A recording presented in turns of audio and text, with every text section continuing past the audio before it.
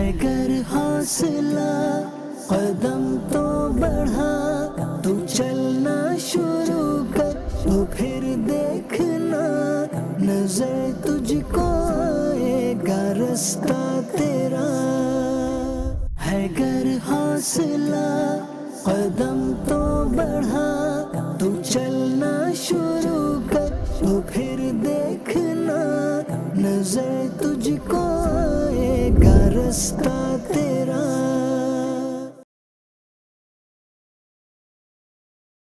الحمدللہ رب العالمین والصلاة والسلام علی سید المرسلین، اما بعد فاعوذ باللہ من الشیطان الرجیم، بسم اللہ الرحمن الرحیم۔ الصلاة والسلام علیکہ یا رسول اللہ وعلی آلکہ واصحابکہ یا حبیب اللہ۔ الصلاة والسلام علیکہ یا نبی اللہ وعلی آلکہ واصحابکہ یا نور اللہ۔ ایف جی این چینل کے ناظرین، آپ دیکھ رہے ہیں سلسلہ کامیابی کے راستے۔ اللہ رب العالمین جل وعلا کی بارگاہ میں دعا کرتے ہیں خالق کریم مالک رحیم ہم سب پر اپنا رحم و کرم نازل فرمائے۔ مصطفیٰ جان رحمت صلی اللہ تعالی علیہ وآلہ وسلم کا مبارک فرمان ہے، نیت المؤمن خیر من عملی، مومن کی نیت اس کے عمل سے بہتر ہے۔ آئیے سلسلے سے پہلے اچھی اچھی نیتیں کر لیتے ہیں۔ میں نیت کرتا ہوں اللہ رب العالمین جل وعلا کی رضا حاصل کرنے کے لیے انشاءاللہ سلسلہ کروں گا۔ دیکھنے والے سننے والے یہ نیت کریں کہ انشاءاللہ ثواب حاصل کرنے کے لیے اور علم دین حاصل کرنے کے لیے انشاءاللہ اول تا آخر سلسلے میں شامل رہیں گے۔ نبی محترم شفیع امم صلی اللہ تعالی علیہ وآلہ وسلم کی مبارک ذات پر درود پاک پڑھنا اللہ کریم کی بارگاہ سے رحمتیں حاصل کرنے کا ایک بہترین ذریعہ ہے۔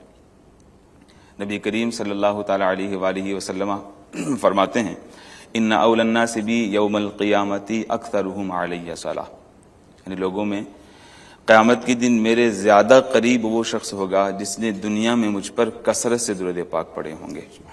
تو دنیا میں درود پاک کی کثرت کرنا یہ قیامت میں قرب مصطفیٰ صلی اللہ تعالی علیہ وآلہ وسلم ملنے کا ذریعہ ہے۔ تو نیت کریں دن میں کم از کم یعنی کثرت سے درود پاک پڑھیں۔ تو یہ امیر علیہ سنت دامت برکاتہم العالیہ نے ہمیں نیک اعمال کا رسالہ دے کر یہ بھی بتا دیا کہ جو 313 مرتبہ دن میں درود پاک پڑھ لیتا ہے وہ کثرت سے درود پاک پڑھنے والوں میں شامل ہو جاتا ہے۔ تو ایف جی این چینل کے ناظرین نیت کریں کہ انشاءاللہ عز و جل ہم روزانہ کم از کم 313 مرتبہ ضرور درود پاک پڑھیں گے۔ محبت کے ساتھ درود پاک پڑھ لیجئے۔ صلو علی الحبیب صلی اللہ علی محمد صلی اللہ تعالی علیہ وصحبہ وبارک وسلم۔ ایف جی این چینل کے ناظرین، آج کے اس پروگرام کامیابی کے راستے، اس میں ہم آپ سب کو خوش آمدید کہتے ہیں۔ آج سے ہم سب مل کر ایک ایسے سفر کا آغاز کرتے ہیں جو آپ کو کامیابی کی منزلوں تک لے جائے گا۔ یقیناً آج دنیا میں ہر ایک انسان چاہتا ہے کہ میں کامیاب ہو جاؤں، یعنی کون سا ایسا انسان ہے جو کامیاب نہیں ہونا چاہتا؟ ہر ایک چاہتا ہے کہ کامیابی مجھے ملے، مگر اکثر کو یہ نہیں پتا ہوتا کہ جو میں کامیابی کے راستے پر چلنے لگا ہوں اس کے لیے کن کن چیزوں کی حاجت ہے، کن کن چیزوں کا ہونا ضروری ہے۔ اور آج دنیا میں دیکھا جائے تو بعض اوقات جو ہے وہ یہ سمجھا جاتا ہے کہ صرف پیسے کا حاصل ہو جانا، عزت اور شہرت کا مل جانا یہی ہمارے لیے کامیابی ہے۔ اصل کامیابی میٹھے اور پیارے اسلامی بھائیوں، ایف جی این چینل کے ناظرین، یہ نہیں۔ اصل کامیابی یہ ہے کہ انسان اپنے آپ کو بہتر بنائے۔ اور پھر یہ بہترین لوگ کون ہیں؟ بہتر اپنے آپ کو جو بنانا ہے، یہ بہتر کسے کہا ہے قرآن پاک نے اور احادیث مبارکہ میں جو آیا ہے؟ تو قرآن پاک نے اور احادیث مبارکہ میں جسے بہتر کہا گیا ہے، یقیناً ہمارے لیے بہتری اسی میں ہے اور بہتر انسان بھی اسے ہی کہا جائے گا۔ قرآن پاک میں ہے قُلْ هَلْ يَسْتَوِي الَّذِينَ يَعْلَمُونَ وَالَّذِينَ لَا يَعْلَمُونَ، حدیث پاک میں بھی ہے خَيْرُكُم مَّن تَعَلَّمَ الْقُرْآنَ وَعَلَّمَهُ۔ تو یقیناً علم جنہوں نے حاصل کیا اور علم جو ہے جسے عطا کیا گیا وہی لوگ کامیاب ہیں اور انہی کو کامیاب کہا جائے گا۔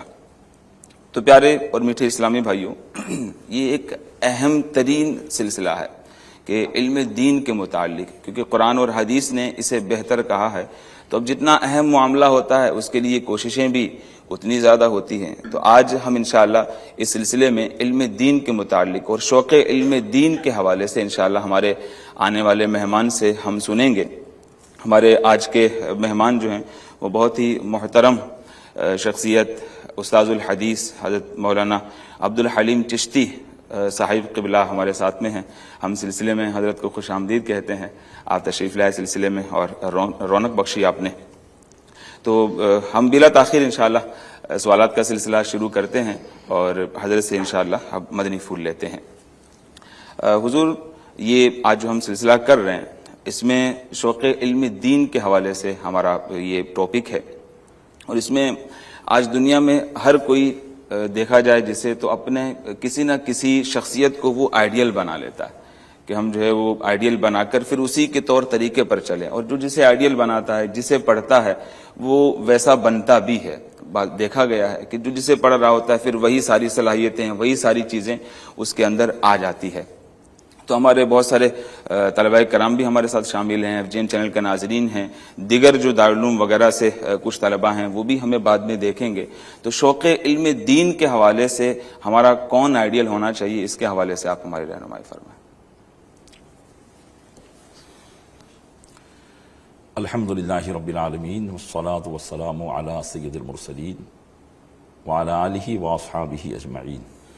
اما بعد فاعوذ باللہ من الشیطان الرجیم. بسم اللہ الرحمن الرحیم. الصلاة والسلام علیکہ یا رسول اللہ وعلی آلک واصحابک یا حبیب اللہ. الصلاة والسلام علیکہ یا نبی اللہ وعلی آلک واصحابک یا نور اللہ.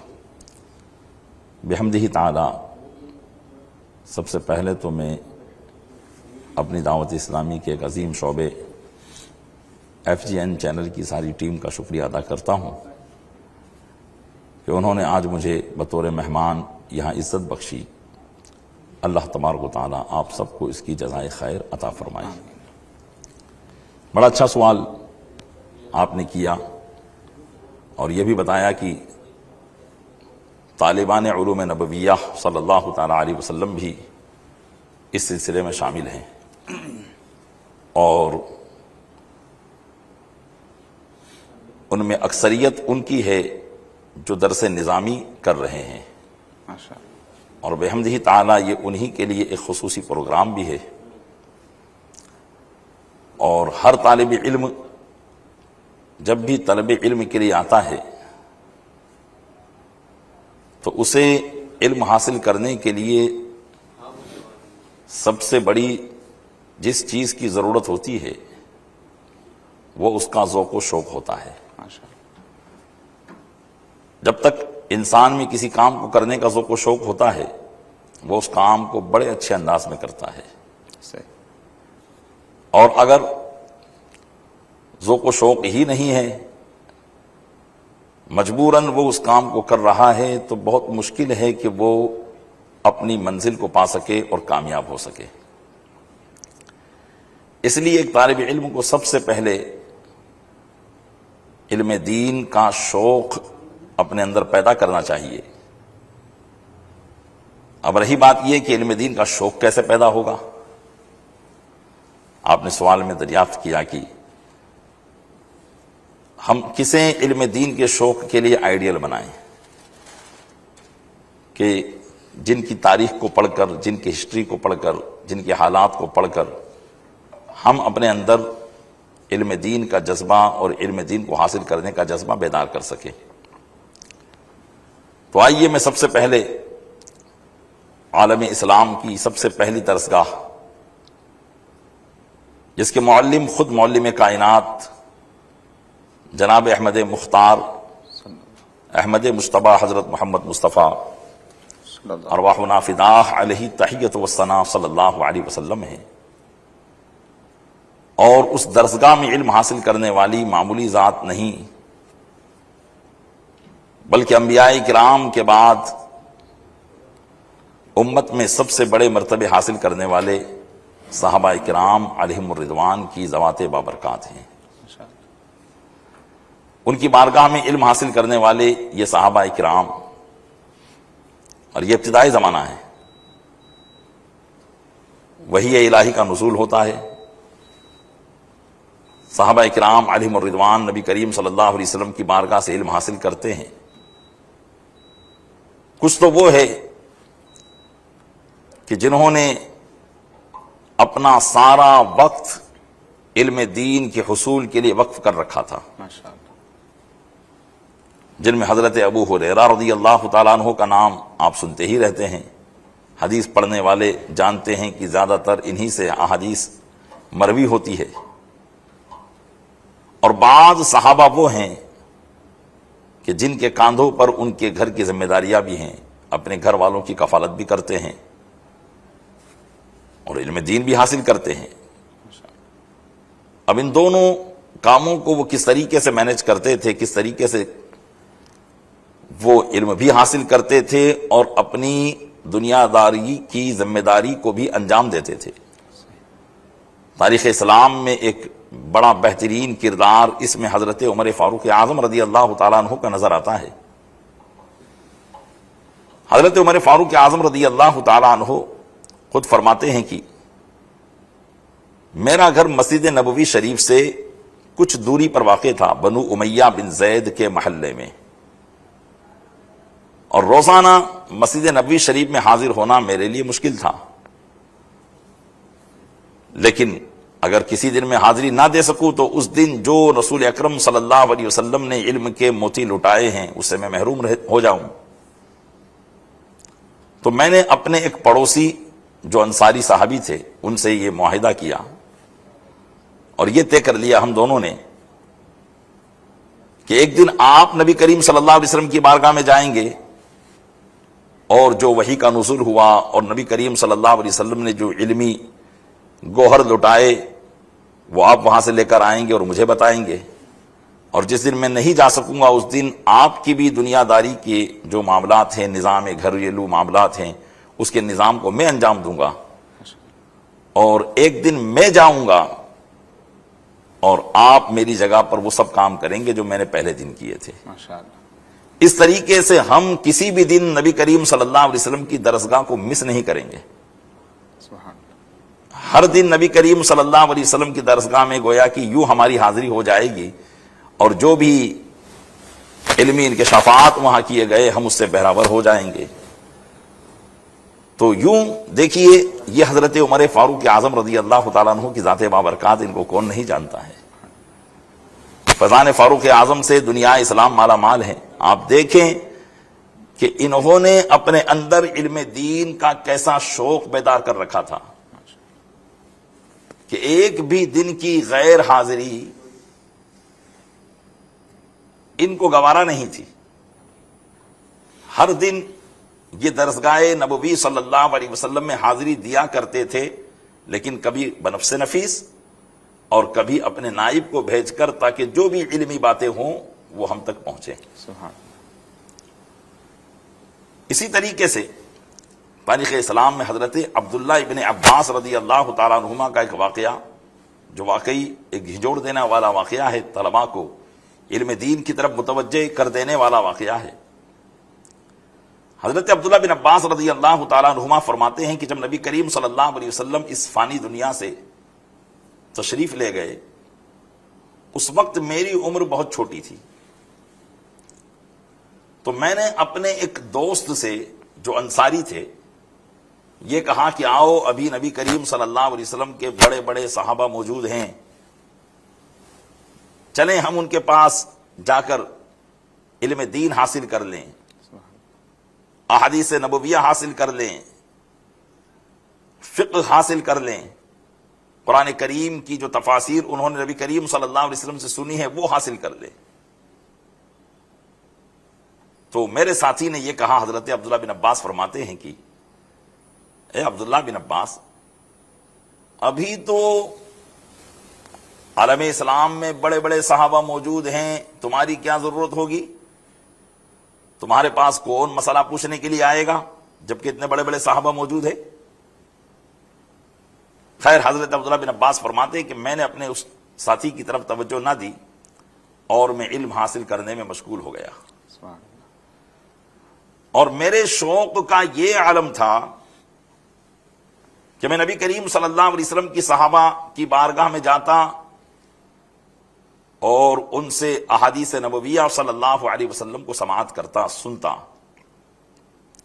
یہاں تک کہ اگر میں کسی صحابی کے دربار میں جاتا، ان کی بارگاہ میں جاتا اور دوپہر کا وقت ہوتا، وہ صحابی اپنے گھر میں دوپہر کا کھانا کھانے کے بعد قیلولہ فرما رہے ہوتے.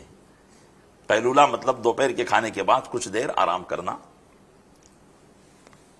تو میں ان کا یہ ادب کرتا کہ انہیں دروازہ کھٹکھٹا کر بیدار نہ کرتا، بلکہ اپنی چادر بچھا کر ان کے دروازے پر سو جاتا. سبحان اللہ.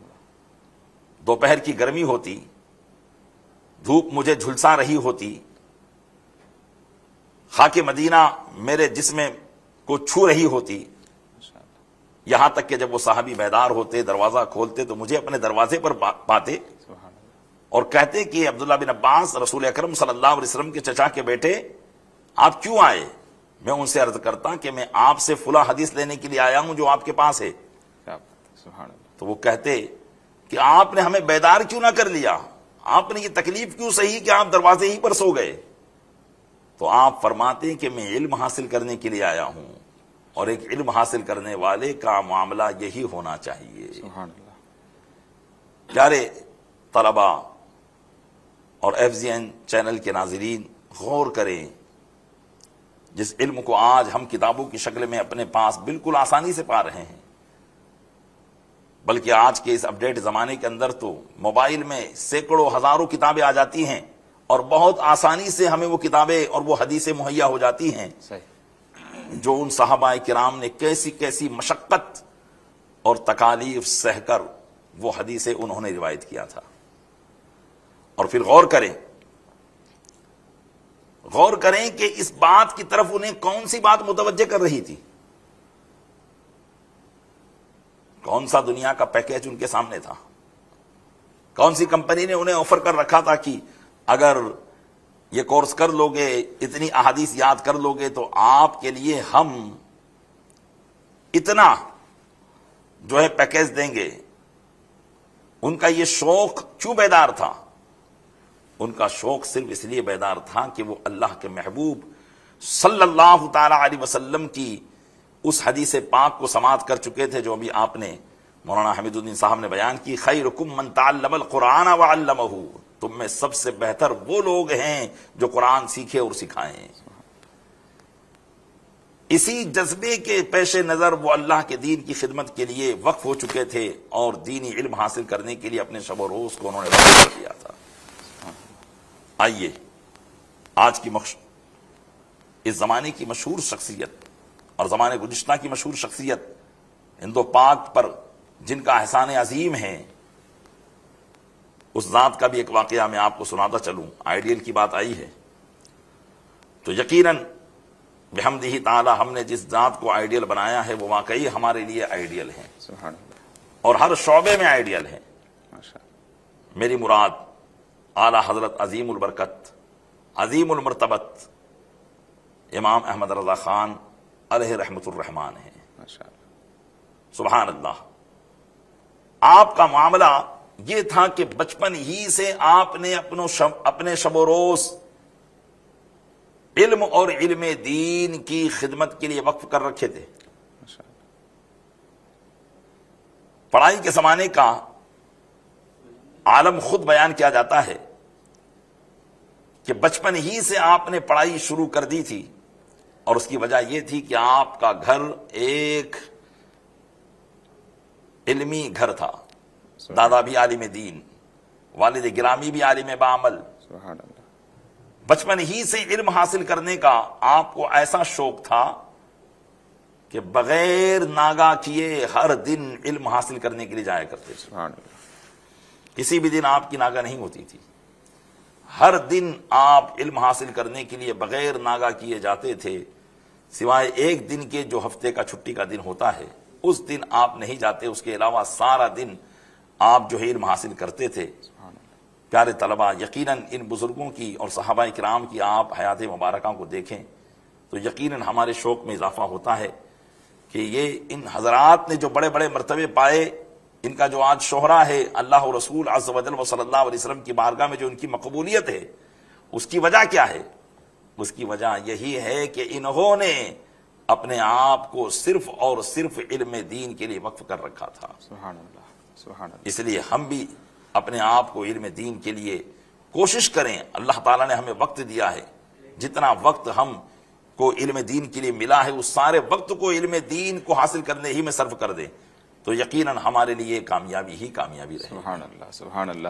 ناظرین، بہت پیاری گفتگو حضرت نے فرمائی، امید ہے آپ اسے نوٹ بھی کر رہے ہوں گے، نوٹ کریں گے، اور اس میں بعد میں اسی پر اگر عمل کا سلسلہ رہا تو انشاءاللہ کامیابی ہمارے بھی قدم چومے گی۔ اعلیٰ حضرت رحمۃ اللہ تعالی کے شوق علم دین کے حوالے سے بات چلی ہے، اس پر کچھ اگر حضور حدیث بھی اگر آپ بیان فرما دیں تو طلبہ کے لیے انشاءاللہ یہ اور زیادہ علم دین کا شوق بڑھانے کے حوالے سے مددگار ثابت ہوگی۔ سبحان اللہ۔ علم دین کے فضائل سے تو احادیث کریمہ مالا مال ہیں، میں ان میں سے صرف 3 احادیث مبارکہ پیش کرنے کی کوشش کرتا ہوں۔ نبی کریم صلی اللہ علیہ وسلم فرماتے ہیں من خرج فی طلب العلم فہو سبیل اللہ حتی یرجع، جو طلب علم میں نکلا تو وہ اللہ کی راہ میں ہے جب تک لوٹے۔ سبحان اللہ۔ مطلب یہ ہے کہ ایک طالب علم جب طلب علم کے لیے نکلتا ہے تو اس کا اٹھنا بیٹھنا کھانا پینا علم حاصل کرنا یہ سب اللہ کی راہ میں ہے، اور وہ اللہ کی راہ میں ہی ہے۔ اور ایک بندے کے لیے اس سے بڑھ کر کیا بات ہو سکتی ہے کہ اس کے اوقات اللہ کی راہ میں گزر رہے ہیں۔ بے شک۔ دوسری حدیث پاک ہے، نبی کریم صلی اللہ علیہ وسلم ارشاد فرماتے ہیں کہ جو صبح مسجد میں نیکی سیکھنے یا سکھانے کے لیے گیا اس کے لیے مکمل حج کرنے والے کی طرح اجر لکھا جاتا ہے۔ سبحان اللہ۔ ایک حاجی جو اتنی محنت و مشقت کرنے کے بعد حج کا اجر پاتا ہے، علم دین کے حصول کے لیے نبی کریم صلی اللہ علیہ وسلم نے ارشاد فرمایا کہ جو صبح مسجد میں نیکی سیکھنے یا سکھانے کے لیے جاتا ہے اس کے لیے مکمل حج کرنے کا ثواب لکھ دیا جاتا ہے۔ سبحان اللہ۔ ایک اور حدیث پاک ہے، جس کو اس حال میں موت آ گئی کہ وہ علم کو اس لیے طلب کر رہا تھا تاکہ اسلام کو زندہ کرے، تو اس کے اور انبیاء علی نبینا و علیہ الصلوۃ والسلام کے درمیان جنت میں صرف 1 درجے کا فرق ہوگا۔ سبحان اللہ۔ پیارے طلبہ، یقیناً شوق علم کو بڑھانے کے لیے احادیث مبارکہ ہمارے لیے بڑی اکسیر ثابت ہوتی ہیں۔ ان احادیث کو پڑھیں، ہم سنیں کہ جن میں علم دین کے فضائل کو بیان کیے گئے ہیں۔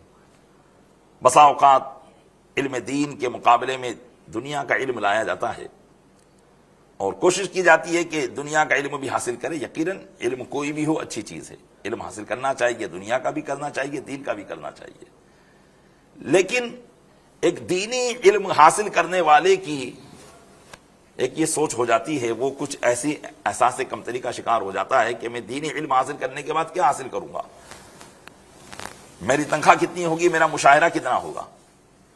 تو پیارے اسلامی بھائیوں، یقیناً رزق کا مالک اللہ ہے اور اس نے ہر ایک کو رزق دینے کا وعدہ کر دیا ہے، اور آپ سے جو اللہ کے محبوب صلی اللہ علیہ وسلم نے وعدہ کیا ہے وہ ایسا وعدہ ہے جو کسی کے لیے نہیں ہے۔ وہ وعدہ کیا ہے؟ وہ وعدہ یہ ہے کہ فرمایا کہ جو اسلام کو زندہ کرنے کے لیے علم حاصل کرتا رہا اور اسی حالت میں اسے موت آ گئی تو اس کے اور انبیاء کرام کے درمیان جنت میں 1 درجے کا فرق ہوگا۔ سبحان اللہ۔ آپ غور کر لیں کہ کتنی بڑی پوسٹ اور کتنا بڑا منصب آپ کو دیا جا رہا ہے۔ بے شک۔ اتنے بڑے منصب کے حصول کی طرف آپ رواں دوا ہیں، آپ کی منزل اتنا بڑا منصب ہے، اور ہم دنیا کی طرف دیکھیں کہ یقیناً ایک طالب علم نبوی صلی اللہ علیہ وسلم کی سوچ نہیں ہونی چاہیے۔ اللہ تعالی ہمیں واقعی اپنے دین کی خدمت کی خاطر علم دین حاصل کرنے کا شوق و ذوق ہمیں عطا فرمائے۔ آمین آمین آمین۔ ماشاءاللہ طلباء نے آپ کی جو گفتگو سنی ہے اس سے شوق بھی بڑا ہے کہ اب انشاءاللہ ہم محنت کا سلسلہ ہمارا اور تیزی سے بڑھ جائے گا، ہم علم دین انشاءاللہ اور مضبوط انداز سے سیکھیں گے۔ لیکن حضور کچھ طلباء ہوتے ہیں وہ محنت بھی کرتے ہیں اور وہ یاد کرنے کی کوشش بھی کرتے ہیں، لیکن وہ جو ایک یاد ہونا ہے، وہ جو ایک حاصل ہونا ہے، وہ بعض اوقات حاصل نہیں ہو پاتا. اب وہ یہ بھی ہوتا ہے کہ کچھ طلبہ ایک کند ذہنی کا شکار ہو جاتے ہیں کہ وہ ذہن کے حوالے سے کافی پریشان رہتے ہیں کہ علمی دین حاصل کرتے ہیں، یاد کرتے ہیں، پھر بھی یاد ہونے کا سلسلہ وہ نہیں ہو پاتا. تو یہ جو حصول علم میں رکاوٹ کا سبب بھی بعض اوقات یہ کن ذہنی بن جاتی ہے.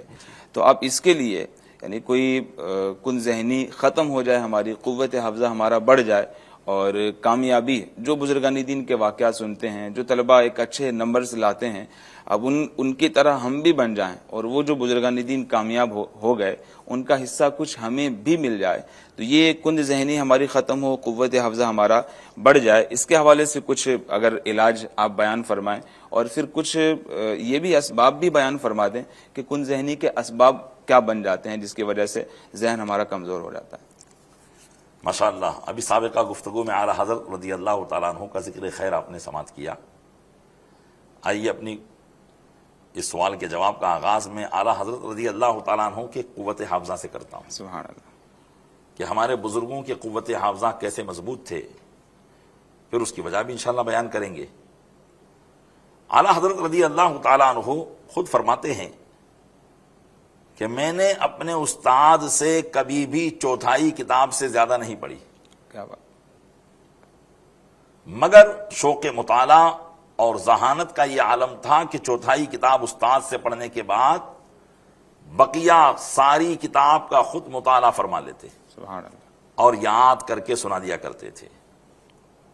ایک واقعہ آپ کی سوانے میں بیان کیا جاتا ہے کہ جب ابتدائی زمانے میں اپنے استاد کے پاس کتاب پڑھ رہا تھا تو میں سبق بھی سنایا کرتا تھا. تو قوت حافظہ کو بیان کرتے ہوئے بیان کیا جاتا ہے کہ جب استاد محترم مجھے سبق سناتے، یہ سبق پڑھاتے، تو میں سبق پڑھنے کے بعد 1-2 مرتبہ اس سبق کو دیکھ لیا کرتا اور حرف بحرف لفظ بلفظ پورے سبق کو سنا دیا کرتا. سبحان اللہ. تو استاد محترم فرماتے احمد میاں یہ تو کہو کہ تم آدمی ہو یا جن، کہ مجھ کو پڑھاتے دیر لگتی ہے مگر تمہیں یاد کرنے تک دیر نہیں لگتی. کیا بات. آپ نے فرمایا کہ یہ اللہ کا شکر ہے کہ میں انسان ہی ہوں، ہاں اللہ کا فضل و کرم شامل حال ہے. سبحان اللہ. ماشاء اللہ. تو دیکھیے اعلیٰ حضرت رضی اللہ تعالیٰ عنہ کا قوت حافظہ، اور قوت حافظہ کی ایک وجہ یہ بھی یہاں اعلیٰ حضرت رضی اللہ تعالیٰ عنہ نے بیان فرما دی کہ اللہ کا فضل و کرم شامل حال بے ہے. شک بے شک. تو جب تک اللہ کا فضل و کرم شامل حال نہیں رہے گا ہم اپنے ذہن کو مضبوط نہیں بنا سکتے ہیں. صحیح. ذالک فضل اللہ یؤتیہ من یشاء، یہ اللہ کا فضل ہے جسے چاہے عطا فرماتا ہے. اور بزرگوں نے کہا ہے کہ یہ سعادت بزور بازو نیس تا نہ بخشد خدائے بخشندہ، سبحان. کہ یہ نیک بختی بازو کی قوت سے حاصل نہیں ہوتی جب تک بخشنے والا خدا نہ بخش دے.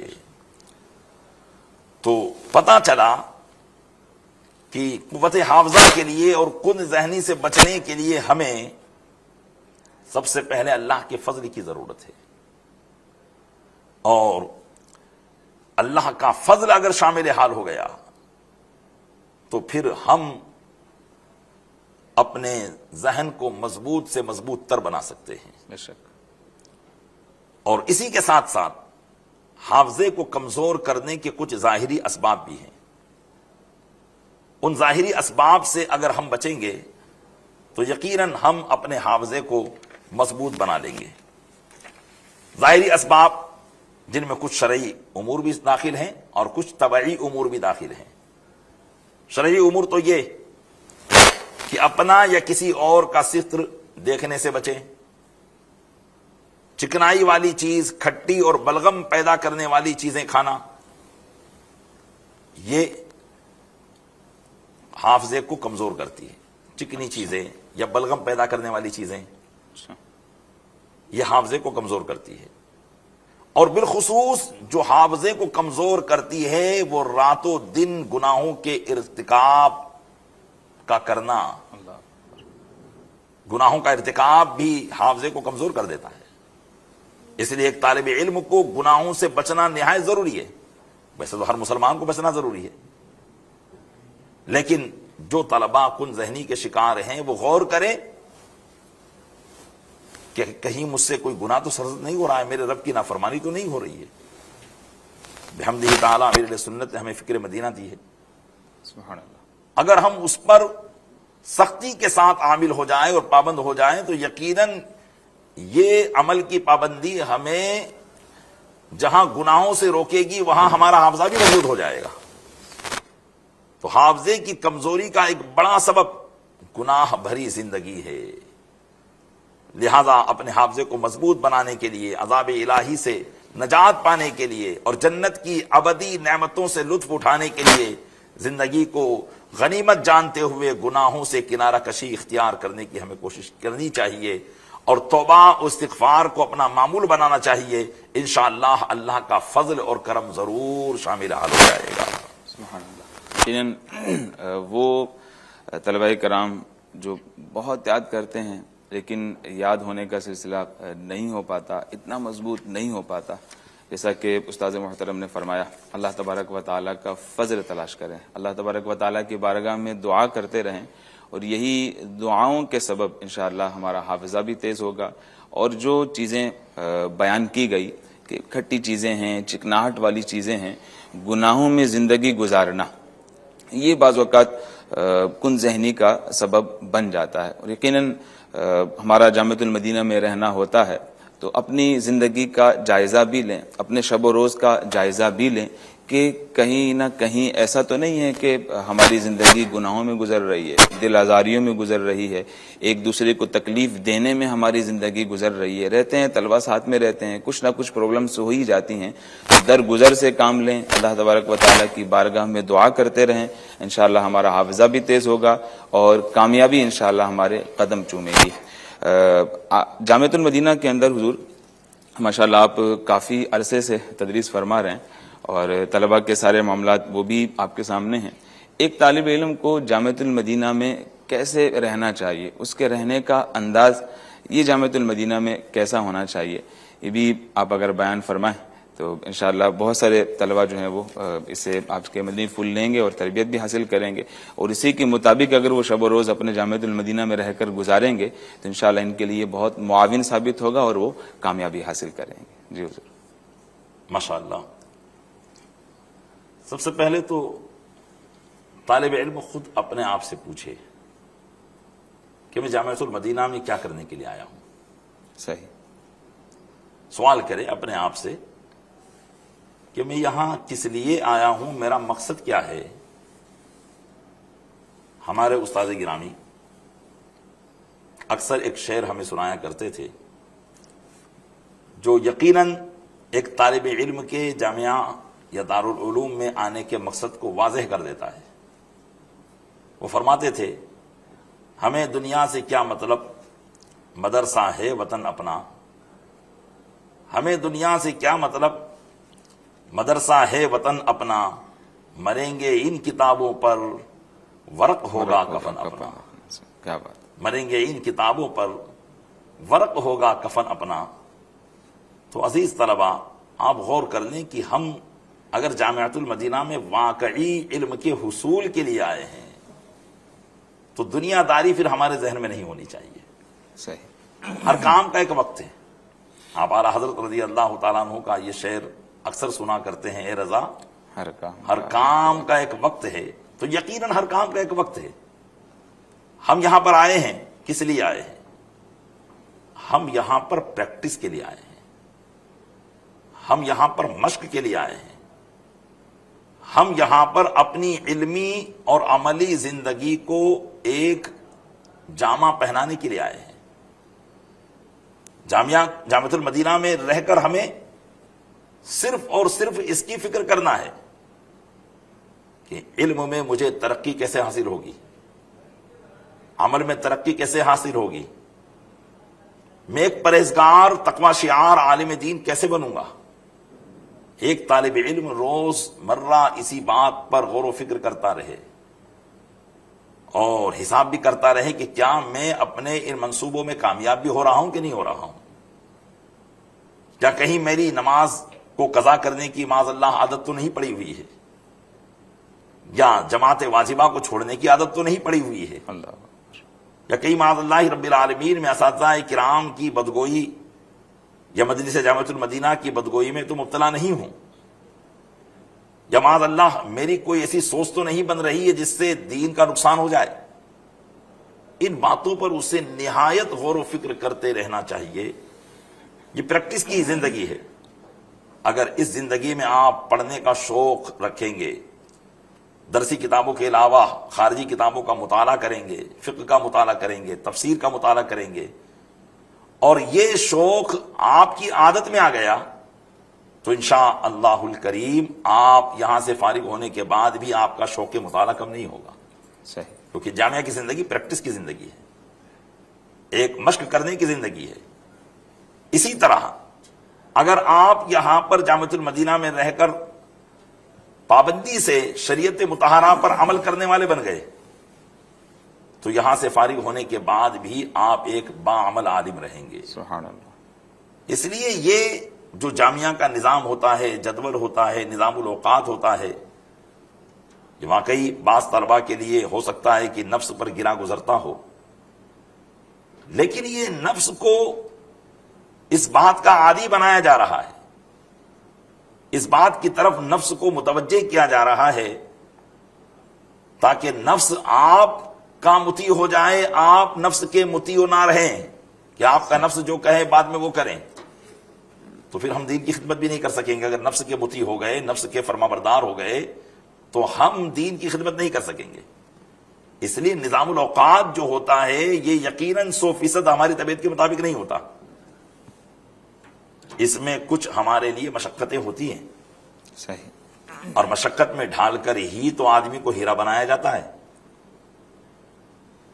مشقت میں ڈال کر ہی ہر چیز قابل قدر بنتی ہے۔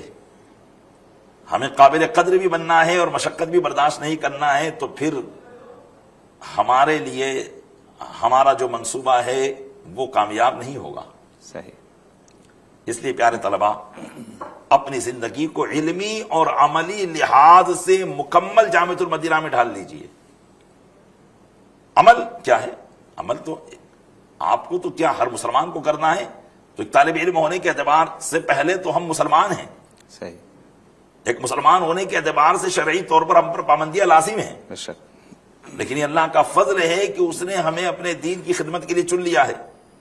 ہم اس کے دین کا علم حاصل کر رہے ہیں تو ہم تو اور زیادہ اس معاملے میں ہمیں آگے رہنا چاہیے، قدم بڑھانا چاہیے، تاکہ عوام ہم کو دیکھ کر دین سے محبت کرنے لگے اور ہم کو دیکھ کر علم دین کا شوق ان میں بھی بیدار ہو اور وہ بھی علم حاصل کریں، اور ہم کو دیکھ کر وہ بھی عامل بن جائیں اور عامل بن کر وہ بھی شریعت مطہرہ کے مطابق زندگی گزارنے کی کوشش کریں۔ سبحان اللہ۔ یقیناً بہت پیاری بات آپ نے ارشاد فرمائی کہ نفس کو اس چیز کا عادی بنایا جا رہا ہے۔ ابھی آپ جن معاملات میں زندگی گزاریں گے دوران طالب علمی، وہی ساری چیزیں بعد میں بھی آپ کے لیے رہیں گی اور اسی طرح آپ زندگی بعد کی بھی گزاریں گے۔ تو ابھی اپنے نفس کو جس چیز کا عادی بنا لیں گے، نمازوں کی پابندی کا، علم دین کے شوق کا، محنت کا، یاد رکھیے میٹھے پیارے اسلامی بھائیوں اور FGN چینل کے ناظرین، پیارے طلباء کرام، بڑے مرتبے بڑی قربانیوں کے بعد ملا کرتے ہیں، تو جب تک قربانی نہیں ہوگی بڑے مرتبے نہیں مل پائیں گے۔ اور زندگی جو ہے، ہم نے شوق اعلیٰ حضرت یعنی علم دین جو اعلیٰ حضرت کا ہے، وہ جو سیکھنے کا ایک شوق تھا، جو جذبہ تھا، جو یاد کرنے کا ان کا جو معاملہ تھا، تو دیکھیں اس چیز نے اور اللہ کے فضل نے ان کو کہاں تک پہنچا دیا۔ آج اعلیٰ حضرت رحمۃ اللہ تعالی علیہ کا نام لیتے ہیں ہم تو ایک دل مچلنے لگ جاتا ہے، ایک خوشی سے خوشی ہوتی ہے کہ اعلیٰ حضرت رحمۃ اللہ تعالی علیہ اور وہ ہمارے آئیڈیل بھی ہیں، اور ایسا لگتا ہے کہ جیسے ایک کوزے میں سمندر سمایا ہوا ہے۔ تو اعلیٰ حضرت رحمۃ اللہ تعالی علیہ کی جو زندگی ہے وہ عمل والی، علم والی، یقیناً پیارے اسلامی بھائیوں اور FGN چینل کے ناظرین، زندگی جو ہے وہ بندگی والی ہی اچھی ہے۔ زندگی بے بندگی شرمندگی، سیدھی سی بات ہے۔ تو آج کے اس سلسلے کے اندر ہم نے بہت پیاری گفتگو ہمارے آنے والے مہمان سے ہم نے سماعت کی۔ انشاءاللہ اسی کے مطابق اگر ہم اپنے شب و روز گزارتے رہیں گے تو انشاءاللہ ہم کامیاب بھی ہو جائیں گے، اور یہی کامیابی بعد میں ہمارے لیے ہمارے والدین کے لیے، ہمارے رشتہ داروں کے لیے ایک نجات کا سبب بھی بنے گی، اور دنیا بھر میں جا کر دعوت اسلامی کے اور دین کے کاموں کو انشاءاللہ ہم پروان چڑھائیں گے۔ انشاءاللہ اس کی برکتیں ہمیں دنیا میں بھی نصیب ہوگی، آخرت میں بھی نصیب ہوگی۔ ہمارے سلسلے کا وقت، کامیابی کے راستے اس کا وقت ختم ہو چکا ہے۔ انشاءاللہ آئندہ ہم ایک نئے ٹاپک کے ساتھ میں اسی سلسلے کو لے کر حاضر ہوں گے، تو اپنا خوب خیال رکھیے گا، دعاؤں میں یاد رکھیے گا۔ جزاک اللہ خیرہ۔ صلو علی الحبیب صلی اللہ تعالی علی محمد صلی اللہ تعالی علیہ وصحبہ وبارک وسلم۔ ہے گر حوصلہ قدم تو بڑھا، تو چلنا شروع کر، تو پھر دیکھنا نظر تجھ کو آئے گا رستہ تیرا۔ ہے گر حوصلہ قدم تو بڑھا، تو چلنا شروع کر، تو پھر دیکھنا نظر تجھ کو آئے گا رستہ تیرا۔